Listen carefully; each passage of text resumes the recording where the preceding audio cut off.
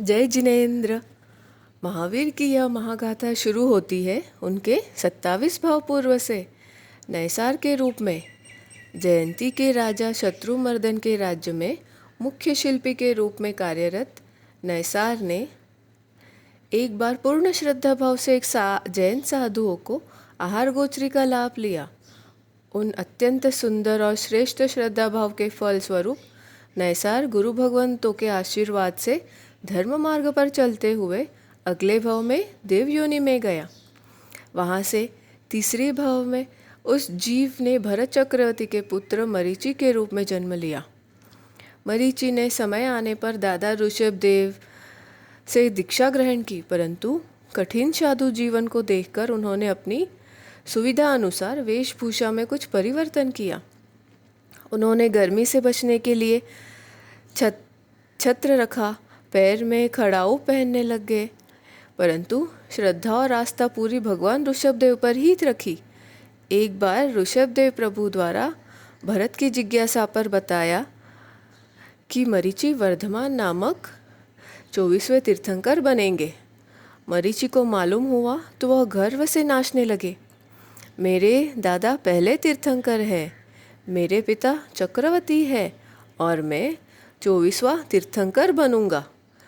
कितने महान कुल में मैंने जन्म लिया है। इस तरह उन्होंने कुल पर घमंड कर नीच कुल के कर्म का बंध कर लिया। नैसार का जीव अनेकों भावों में भ्रमण करते हुए अपने 18वें भाव में त्रिपृष्ठ वासुदेव के रूप में जन्मा, जहाँ से आयुष्य पूर्ण कर वह 7वीं नरक में गया। 20वें भाव में केसरी सिंह के रूप में जन्मा। अनेकों भावों में गति करते हुए महावीर के जीव ने 25वें भाव में नंदन मुनि के रूप में 1 लाख वर्ष की कठिन तपस्या करते हुए तीर्थंकर गोत्र का बंध किया। यहाँ से आयुष्य पूर्ण कर यह जीव प्राणत देवलोक में देव बना। इस जीव का देव योनि से 26वें भाव की आयुष्य पूरी कर ब्राह्मण कुंड के ऋषभदत्त ब्राह्मण की पत्नी देवानंदा के गर्भ में आगमन हुआ। तीर्थंकर, चक्रवर्ती, बलदेव और वासुदेव जैसी आत्मा अपने अंतिम भाव में उच्च कुलों में जन्म लेते हैं, परंतु अपने तीसरे भाव में मरीचि के रूप में भगवान के जीव को जो कुल का अहंकार के कारण इस भाव में ब्राह्मण कुल में जन्म लेना पड़ा था। अपने अवधि ज्ञान से जब इंद्र को मालूम पड़ा कि तीर्थंकर देवानंदा ब्राह्मणी के गर्भ में है, तब इंद्र के कहने पर हिरण्यगमेशी देव ने 83वें दिन गर्भ हरण कर भगवान के जीव को क्षत्रिय कुंड के कुंडलपुर में ज्ञात कुल के राजा सिद्धार्थ की रानी त्रिशला की कोख में स्थलांतर किया। रानी तृष्णा ने 14 सुंदर स्वप्न देखे। स्वप्न में सबसे पहले विशाल केसरी सिंह का मुंह में प्रवेश करते हुए देखा। चैत्र सुदी 13 के दिन भगवान का जन्म हुआ। जन्म के बाद इंद्र भगवान के बाल स्वरूप को तीर्थंकर के जन्मोत्सव के लिए मेरुत पर्वत पर ले गए, जहाँ देवी देवताओं द्वारा भगवान का भव्य अभिषेक किया गया। छोटे से बालक पर अभिषेक जल गिरते देख इंद्र ने सोचा, इतना छोटा जीव क्या इसे सहन कर सकेगा। भगवान को जन्म से ही अतीन्द्रिय ज्ञान प्राप्त था। उन्होंने इंद्र के मन की दुविधा को पहचाना और अपने पाँव के अंगूठा पर्वत के शिखर पर दबाया। पर्वत एक कंपन होने से इंद्र को समझ में आ गया कि मैं गलत सोच रहा था। यह तो तीर्थंकर है, अनंत शक्ति के धारक है। बालक के जन्म के पश्चात राजा सिद्धार्थ के राज्य में धन, धान्य, सुख, समृद्धि बढ़ने लगी। तब बालक का नाम वर्धमान रखा गया। बचपन से ही वर्धमान निडर और साहसी थे। एक बार बच्चों के साथ खेलते समय सांप निकल आया, जिससे सब जीव डरकर भागने लगे। वर्धमान ने सांप को उठाकर दूर हटा दिया। इंद्र ने वर्धमान के साहस की बात देव सभा में की तो एक देव ने उनकी परीक्षा लेने का सोचा। बच्चा बनकर उनके साथ खेल में शामिल हो गए। खेल हारने के बहाने वह देव वर्धमान को कंधे पर बैठाकर दौड़ने लगा। उस विशाल राक्षस का रूप कर लिया उसने। वर्धमान ने बिना डरे उसके सिर पर मुक्के से प्रहार किए, जिससे घबराकर उस देव ने अपने असली रूप में आकर उनसे क्षमा मांगी।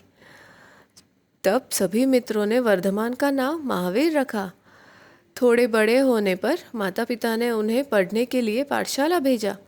अध्यापक ने उनके ज्ञान का अनुभव किया। महावीर दीक्षा लेना चाहते थे, परंतु उनके माता पिता के कहने पर उन्होंने विवाह कर लिया। महावीर ने विचार किया कि अपने माता पिता की मृत्यु के पश्चात ही वो दीक्षा लेंगे। महावीर के बड़े भाई थे नंदीवर्धन। जब सिद्धार्थ राजा और रानी त्रिशला की आयु पूरी हो गई, तब महावीर ने अपने बड़े भाई से दीक्षा की आज्ञा मांगी, परंतु भाई की विनती पर वे 1 साल रुक गए। 1 साल तक वर्षीदान कर भाई की आज्ञा लेकर वे दीक्षा के लिए आगे बढ़े। ज्ञानवत में हजारों लोगों के सामने महावीर ने संयम धारण किया। उन्होंने अपने हाथ से 5 मुट्ठियों में अपना केश लोच किया। ये केश इंद्र ने ग्रहण किए। फिर नमो सिद्धार्णम से सिद्धों को नमस्कार करते हुए संयम धारण लिया। संयम धारण करने के साथ ही उन्हें मन पर्यावज्ञान प्राप्त हुआ। वर्षीदान के समय एक गरीब ब्राह्मण सोम परदेश गया था। वापस आने पर उसे इस दान का मालूम हुआ। वह महावीर को ढूंढता हुआ उनके पास पहुंचा। महावीर ने इंद्र के दिए देवदुष्य में से आधा कपड़ा उसे दान दे दिया। बाजार में जाकर जब उसने उस कपड़े को बेचने का प्रयास किया तो मालूम हुआ कि ये तो बहुत कीमती है। वह आधा कपड़ा और लेने के लिए महावीर के पीछे पीछे चल दिया। एक दिन किन्हीं झाड़ी में कपड़ा अटक गया और महावीर उसे वही छोड़ आगे चल दिए। सोम ब्राह्मण ने वह कपड़ा लिया और दोनों टुकड़ों को सिलकर बाजार में बेच धन अर्जित कर लिया। इस प्रकार भगवान का साधना काल चल रहा था। जंगल में उन्हें एक ग्वाले ने खड़े देख पूछा, मेरा बैल देखा है क्या? पर महावीर तो ध्यान में मग्न थे।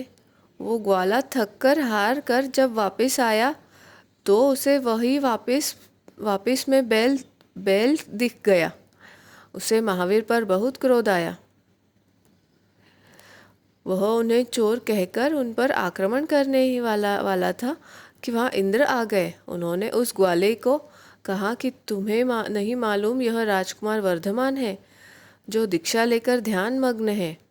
ग्वाला क्षमा मांगकर वहाँ से चला गया।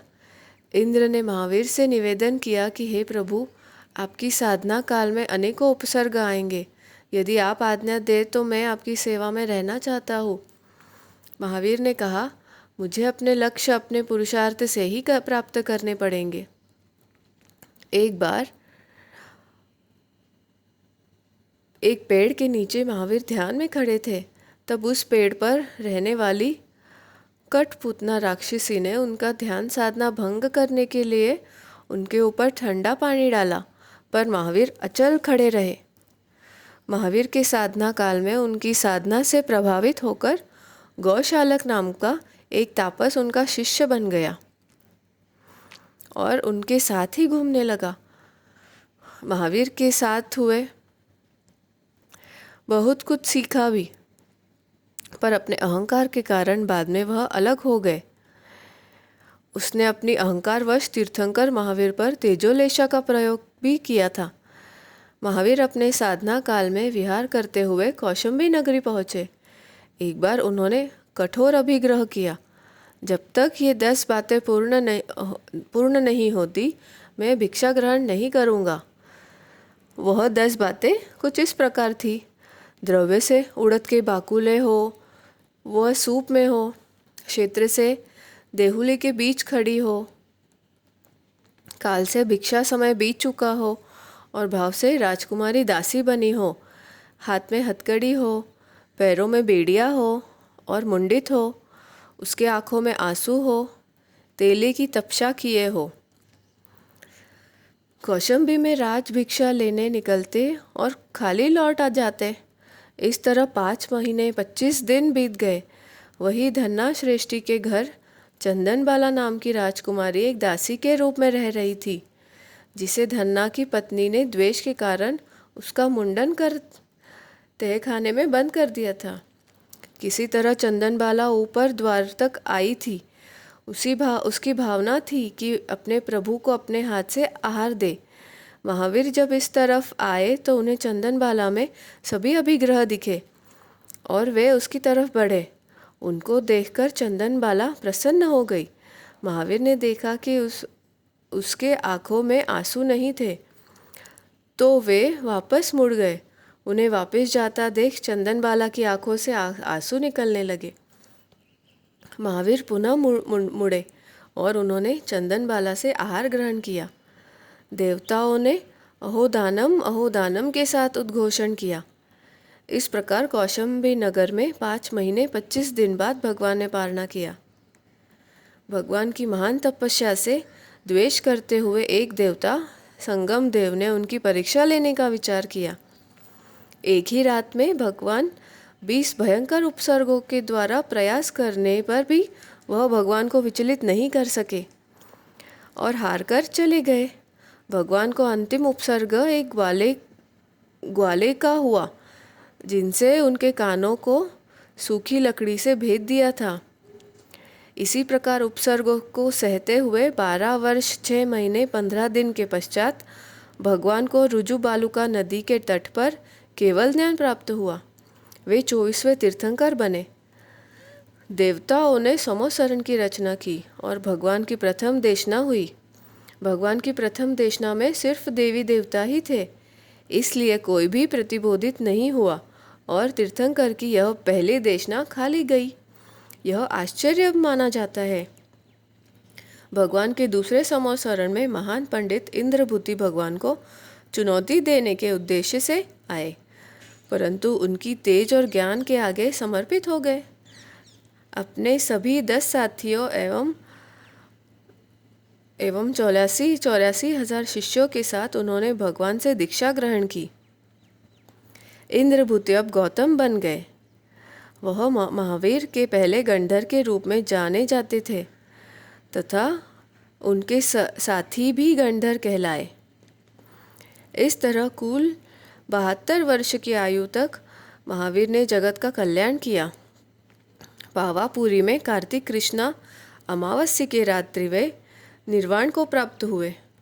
निर्वाण से पहले कार्तिक कृष्णा 14 के दिन 2 दिन के उपवास के साथ लगातार 16 प्रहर अंतिम देशना दी, जो आज पुण्य पाप का फल बताने वाले विपाक सूत्र के 55 अध्ययन और उत्तराध्ययन के 36 अध्ययन के रूप में हमारे आगम शास्त्र में उपलब्ध है। जैसे कोई पिता अपने अंतिम समय में अपने पुत्रों को महत्वपूर्ण जीवन का सार और जानकारी प्रदान करते हैं, ऐसे ही महावीर भगवान ने अपने अंतिम उपदेश के रूप में जो ज्ञान दिया वह समग्र जैनों की जीवन का सच्चा मार्गदर्शन है। उसी मार्गदर्शन पर चलते हुए हम जैनी आगे बढ़ रहे हैं और हम जैनियों की पहचान बन रहे हैं। तो यह थी भगवान महावीर की जीवन गाथा, जिसमें 27 भव का विचरण किया गया है। तो इन्हीं को ध्यान में रखते हुए हम आगे बढ़ेंगे और अपने जीवन को श्रेष्ठतम बनाएंगे। इसी आशा के साथ आज के लिए इतना ही। अगली पाठशाला में फिर मिलेंगे। तब तक के लिए जय जिनेंद्र।